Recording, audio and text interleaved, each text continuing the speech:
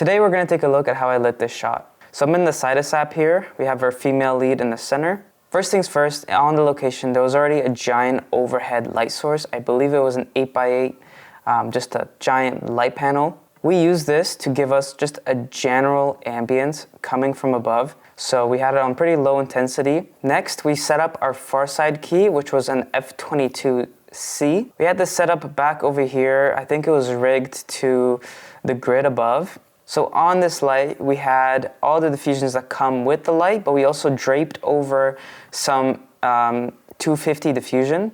Next, we had another F22C, and this was our wrap. These lights were set to exactly the same Kelvin. However, this one was a little softer in the sense of we used 216 diffusion. And we kind of had this hitting more of like a sidey fill. We had a softer diffusion on it. It was nicely wrapping across her face. And then the third light that we set up was the Amaran 300C, which we had tucked over here in the corner. This was set to a bit of a warmer Kelvin, and we actually also had the 2x Fresnel attachment on it.